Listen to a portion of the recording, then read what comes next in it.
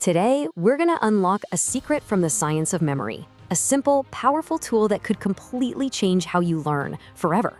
Let's dive right in. I mean, have you ever wished you could just remember everything you learn? Imagine that for a second. Whether it's for an exam, a new skill for your job, or even just a book you're reading for fun. What if it all just stuck? Think about the boost to your grades, your success, your confidence. It sounds like a superpower, right? Well, it's actually a lot closer than you might. So first, let's tackle the big, frustrating question. Why is it so hard to remember things? You spend hours reading or studying only to feel like it's all vanished a day later. We've all been there. But here's the thing, it's not a personal failing. It's actually by design. That's right, your brain is literally designed to forget. Think of it like a filtering mechanism to stop you from getting totally overloaded with useless information. So the key isn't to fight against this process, but to understand it and learn how to work with it. And the secret to doing that lies in a concept that's over a century old. Okay, this is the core concept we need to wrap our heads around. It's called the forgetting curve, and it's a scientific secret that perfectly explains why our memory decays so incredibly fast. So let's jump back in time to the 1880s.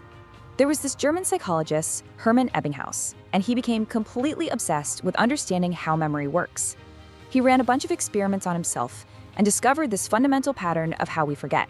And it's just as relevant today as it was over 130 years ago. Now, Ebbinghaus wasn't just guessing. He was a scientist, so he actually created a mathematical formula to map this out.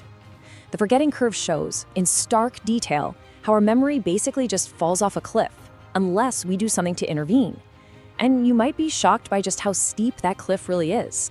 Take a look at these numbers. They are pretty shocking. Within just 24 hours of learning something new, you can lose between 50 and 80% of it. Gone. After a week, you're lucky if you're holding on to 10%. And after a month, we're talking a tiny, tiny fraction. This is exactly why cramming for an exam feels so useless a week later.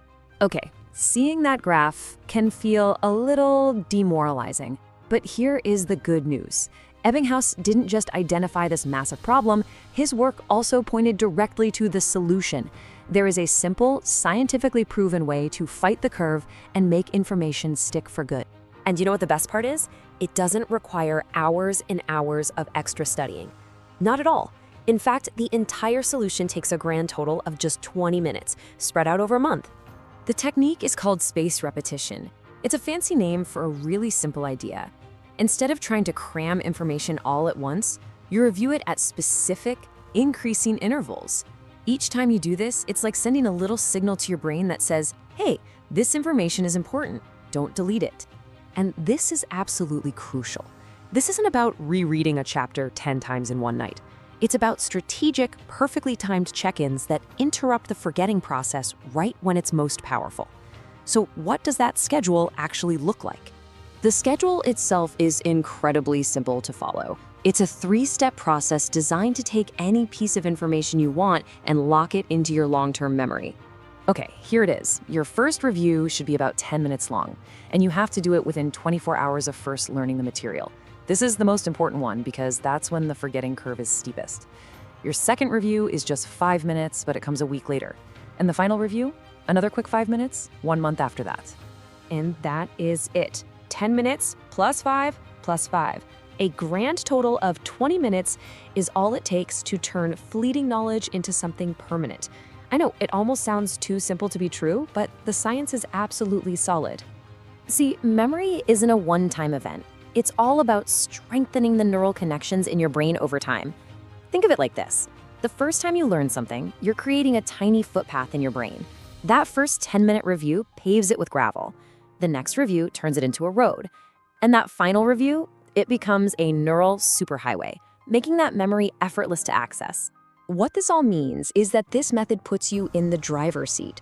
You're no longer just a passive victim of the forgetting curve. You are the architect of your own knowledge.